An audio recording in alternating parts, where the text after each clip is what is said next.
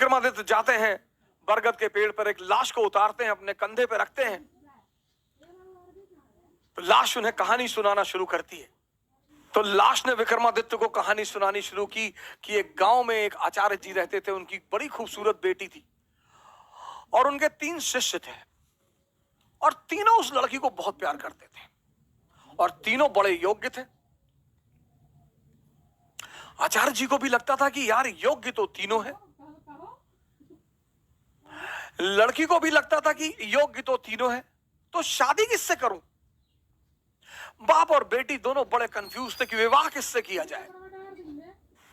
और जब लड़की यह सुनिश्चित नहीं कर पाई कि विवाह किससे किया जाए, तो एक दिन लड़की ने आत्महत्या कर लिया। अब जब लड़की ने आत्महत्या कर लिया, तीनों बड़े निराश हुए, गए, उसका दाह संस्कार किया। तो एक शिष्य तो तुरंत सन्यासी बन गया, वहीं धूनी लगा ली उसने उसकी कब्र के पास कि बस अब जीवन में कुछ करना ही नहीं, जिसको मैं प्रेम करता था वो बचा ही नहीं, तो अब जीवन में कोई सार नहीं, अब सिर्फ तपस्या करनी है और तपस्या करके ही जीवन को त्याग देना है। दूसरा फकीर बन गया, घूमने लगा देश विदेश में। उसे पता था कि हिंदुस्तान में कुछ संत हैं जो फिर से जीवित करने का मंत्र जानते हैं। लगा वो उन संतों को खोजने जो फिर से जीवित करने का मंत्र जानते थे।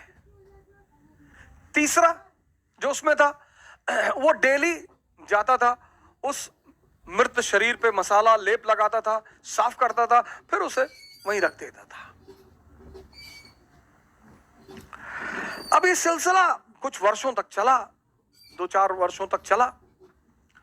तो वो जो घूम रहा था चारों तरफ, फकीर बन गया था, मंत्र की तलाश कर रहा था, पुनर्जीवन देने के मंत्र का जो तलाश कर रहा था, उसे एक दिन कुछ महात्मा लोग मिल गए, वो उस मंत्र को जानते थे। उसने उनकी सेवा की, उन्होंने उसे वो मंत्र सिखा दिया। जैसे ही उसने मंत्र सीखा, वो भगा वापस गांव की तरफ और वापस आकर उसने उस युवती को फिर से जिंदा कर दिया। जब उसने फिर से जिंदा कर दिया, तीनों दावेदार फिर खड़े हो गए और अब तो युवती और सुंदर हो गई। तब उस वेताल ने विक्रम से पूछा कि विक्रम बता कि अब लड़की को किससे विवाह करना चाहिए।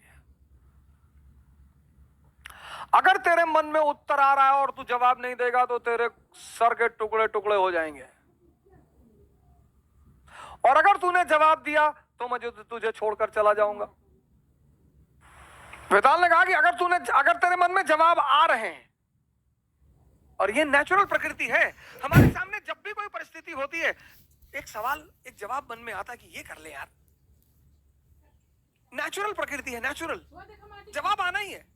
तो वेताल ने कहा कि देख विक्रम, अगर तेरे मन में जवाब आ रहा है और तूने मुझे नहीं दिया तो तेरे सर के टुकड़े टुकड़े हो जाएंगे, और अगर दे दिया तो मैं चला जाऊंगा।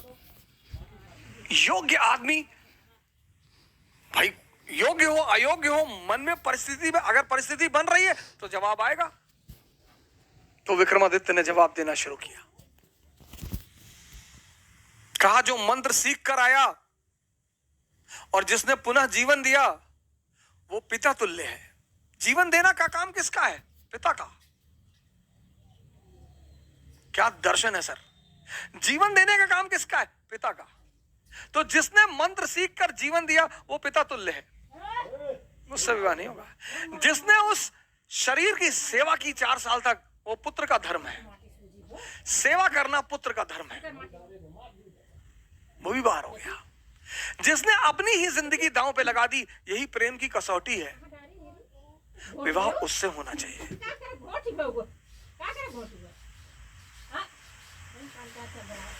ये था शिक्षा देने का तरीका। और जैसे ही विक्रमादित्य ने जवाब दिया, वेताल उड़ चला कि तूने बोल दिया विक्रम। 25 बार विक्रम जाता है, 25 बार वेताल उससे सवाल करता है, 25 बार वो जवाब देता है और वेताल हमेशा निकल जाता है। और जब अंतिम बार विक्रम चुप हो जाता है